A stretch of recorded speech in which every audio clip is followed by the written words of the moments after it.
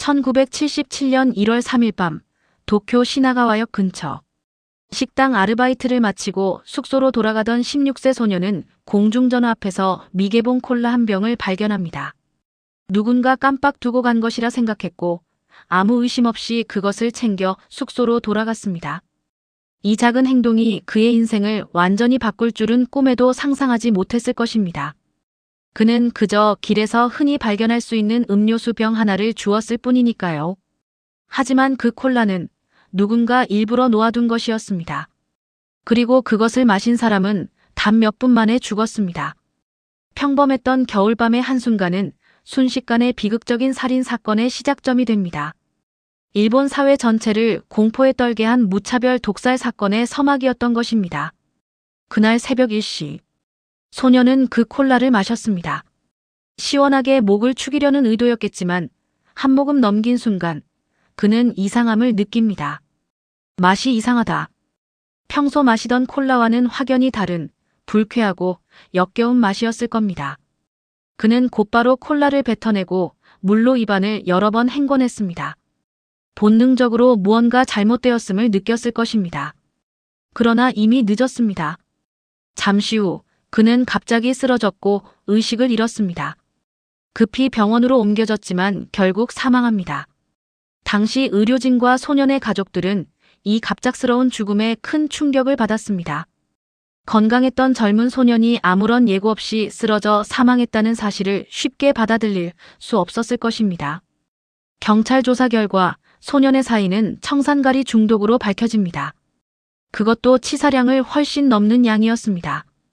콜라병 안에는 인체에 치명적인 독극물인 청산가리가 고의로 주입되어 있었던 것입니다.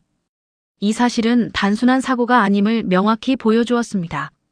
누군가 의도적으로 소년을 살해하기 위해 독이 든 콜라를 길거리에 놓아둔 것이었습니다. 이 소름 끼치는 진실은 당시 일본 사회에 큰 충격을 던졌습니다.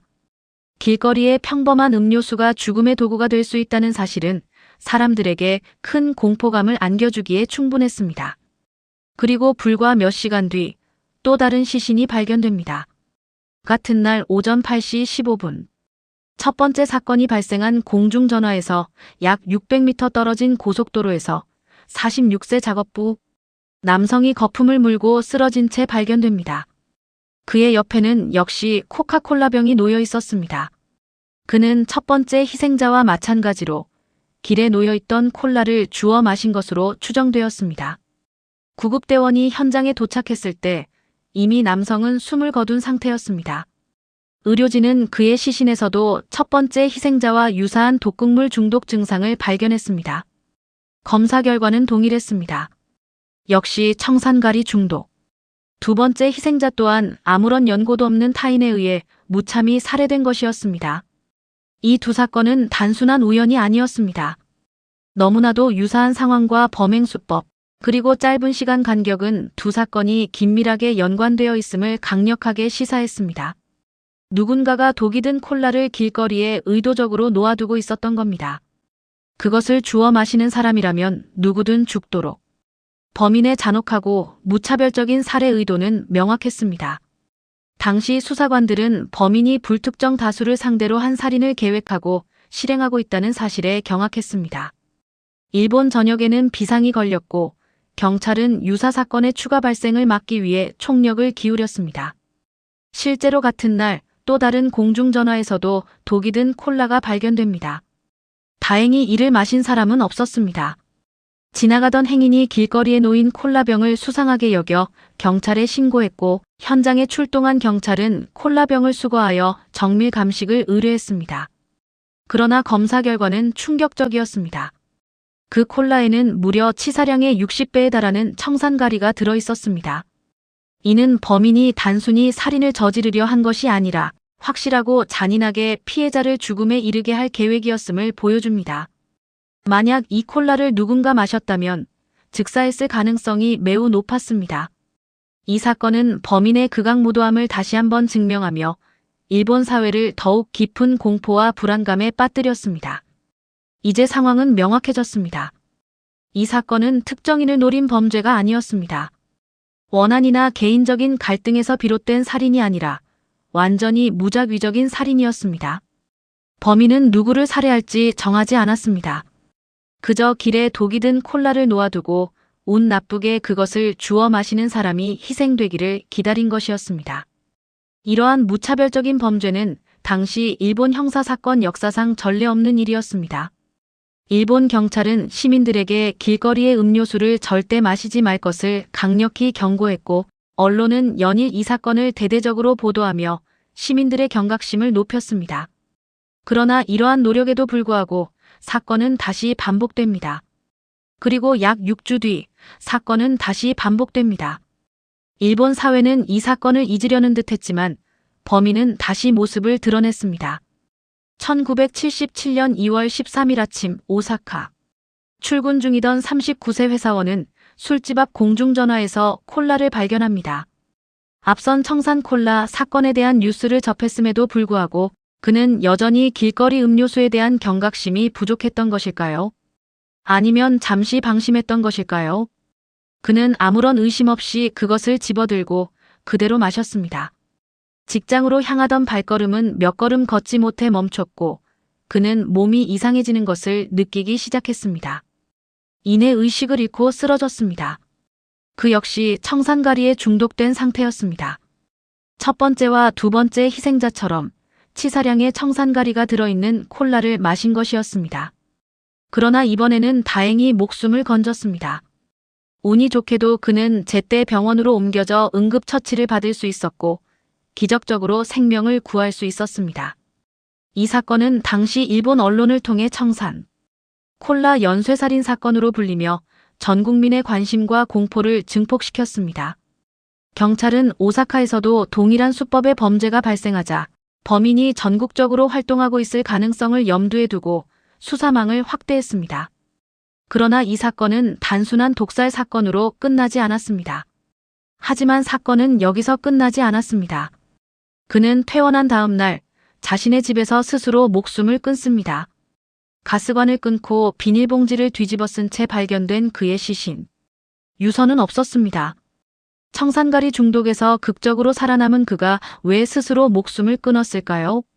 당시 경찰과 언론은 그의 자살 원인을 놓고 수많은 추측을 내놓았습니다. 그는 죽기 전 가족에게 이런 말을 남겼습니다. 그 사건을 알고 있었는데도 이런 일이 됐다. 부끄럽다. 이 말은 그가 청산콜라 사건의 위험성을 인지하고 있었음에도 불구하고 자신 또한 피해자가 되었다는 사실에 대한 죄책감과 수치심을 느끼고 있었음을 암시합니다. 사회적 비난과 죄책감에 시달렸을 가능성이 제기되었습니다. 더 이상한 점은 따로 있었습니다. 일부 보도에서는 그에게서 명확한 청산가리 중독 증상이 확인되지 않았다는 내용이 나오면서 이 사건은 또 다른 의문을 낳게 됩니다. 만약 청산가리 중독이 아니었다면 그가 스스로 목숨을 끊은 진짜 이유는 무엇이었을까요? 그는 정말 피해자였던 걸까요? 아니면 무언가를 알고 있었던 걸까요? 어쩌면 그는 범인의 지시에 따라 독극물을 마셨거나 혹은 사건과 관련된 다른 비밀을 알고 있었을 수도 있습니다. 그의 죽음은 청산콜라 사건을 더욱 미궁 속으로 빠뜨리는 결정적인 계기가 되었습니다. 이 미스터리한 죽음은 단순한 희생자가 아닌 사건에 숨겨진 진실을 알고 있는 인물일지도 모른다는 의혹을 불러일으켰습니다. 그리고 바로 다음 날 사건은 더 기묘한 방향으로 흘러갑니다. 1977년 2월 14일 발렌타인데이. 도쿄역 지하상가. 한 남성이 계단에서 초콜릿이 담긴 봉투를 발견합니다. 그는 이미 청산콜라 사건에 대한 뉴스를 접하고 있었기에 길거리의 수상한 물건에 대해 강한 경각심을 가지고 있었습니다. 직감적으로 위험을 느끼고 경찰에 신고합니다. 이 현명한 판단이 또 다른 비극을 막을 수 있었습니다. 경찰은 신고를 받고 현장에 출동하여 초콜릿 봉투를 수거했습니다. 처음에는 단순한 분실물로 처리될 뻔했지만 이미 청산콜라 사건으로 인해 사회 전체가 극도로 예민해져 있었던 상황이었습니다. 경찰은 혹시 모를 가능성에 대비하여 초콜릿 봉투에 대한 정밀 조사를 진행했습니다. 이후 제조사 조사에서 이상한 점이 발견됩니다. 초콜릿 포장지의 제조번호가 의도적으로 훼손되어 있었습니다. 이는 범인이 자신의 흔적을 지우기 위해 고의로 조작한 것으로 의심되었습니다. 그리고 성분 검사 결과 충격적인 사실이 밝혀집니다. 그 초콜릿에도 청산가리가 들어있었습니다. 콜라에 이어 초콜릿까지. 범인의 범행 대상은 음료뿐만 아니라 식품으로까지 확대된 것이었습니다. 이 사실은 일본 사회를 다시 한번 경악시켰습니다. 발렌타인데이에 연인들에게 흔히 선물하는 초콜릿이 살인 도구로 사용될 수 있다는 사실은 사람들에게 엄청난 충격을 안겨주었습니다. 그리고 상자에는 이런 문장이 찍혀 있었습니다. 교만하고 꼴보기 싫은 일본인들에게 천벌을 내린다. 이제 이 사건은 단순한 독살이 아니었습니다. 분명한 의도와 메시지를 가진 범죄였습니다. 이 문구는 범인이 일본 사회에 대한 깊은 불만과 증오를 가지고 있음을 명확히 보여주었습니다. 특정 개인을 노린 범죄가 아니라 일본인 전체를 대상으로 한 증오 범죄였습니다. 이로써 청산콜라 사건과 초콜릿 사건은 단순한 무차별, 살인을 넘어 사회적 메시지를 담고 있는 테러 행위로 인식되기 시작했습니다. 범인의 동기와 배경에 대한 수많은 추측이 오갔지만 명확한 답은 나오지 않았습니다. 경찰은 대규모 수사를 벌였지만 범인은 끝내 모습을 드러내지 않았습니다. 일본 전역의 경찰은 범인 검거를 위해 총력을 기울였습니다. 길거리에 놓인 수상한 음료수나 식품에 대한 신고가 빗발쳤고 경찰은 모든 가능성을 열어두고 수사를 진행했습니다. 그러나 범인은 어떤 증거도 남기지 않았습니다. 지문, DNA 등 현대 수사 기법으로도 범인을 특정할 수 있는 단서는 발견되지 않았습니다. 콜라 사건과 초콜릿 사건이 동일범인지조차 확정하지 못한 채 사건은 점점 미궁 속으로 빠져들었습니다. 이 미제 사건은 일본 경찰 역사상 가장 미스터리한 사건 중 하나로 기록되었습니다. 누가 왜 이런 짓을 했는지, 왜 공중전화 앞이었는지, 왜 아무런 대상도 없이 사람을 죽였는지, 그 어떤 질문에도 답은 나오지 않았습니다. 범인의 정체, 범행 동기, 범행 수법의 의도 등 모든 것이 베일에 가려져 있었습니다. 경찰은 범인의 심리 상태, 사회적 배경 등 다각도로 수사를 진행했지만 어떠한 실마리도 찾을 수 없었습니다. 이 사건은 일본 사회에 깊은 상처를 남겼고 시민들은 언제 다시 이러한 무차별적인 테러가 발생할지 모른다는 불안감 속에서 살아가야 했습니다. 이 사건 이후 일본 사회는 크게 바뀌었습니다. 길거리에서 주운 음식이나 음료를 절대 먹지 말라는 경고가 전국적으로 퍼졌습니다. 공공장소에 놓인 물건에 대한 경각심이 높아졌고 사람들은 낯선 물건을 만지는 것조차 두려워하게 되었습니다. 또한 한번 개봉하면 다시 닫을 수 없는 캔 음료가 빠르게 확산되기 시작했습니다. 재밀봉이 가능한 유리병 콜라 대신 따면 바로 내용물을 비워야 하는 캔 음료의 인기가 급증한 것입니다. 이는 독극물 주입의 위험을 줄이고자 하는 사회 전반의 노력의 일환이었습니다. 이 사건은 일본의 음료 시장에도 큰 영향을 미쳤습니다. 하지만 정작 가장 중요한 것은 끝내 밝혀지지 않았습니다. 이 사건의 범인은 누구였을까? 그는 단순한 살인자였을까? 아니면 메시지를 남기려던 존재였을까? 이 모든 질문은 여전히 미해결 상태로 남아 있습니다. 범인이 잡히지 않은 채 공소시효가 만료되면서 이 사건은 영원히 미제 사건으로 남게 되었습니다. 수많은 사람들이 이 사건의 진실을 알고 싶어 하지만 아무도 정확한 답을 제시하지 못하고 있습니다. 끔찍한 연쇄살인 사건의 범인은 결국 잡히지 않았고 그 이유는 영원히 밝혀지지 않을 것입니다.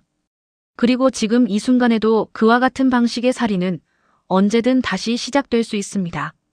어딘가에서 누군가는 여전히 사회에 대한 불만을 품고 무차별적인 테러를 계획하고 있을지도 모릅니다.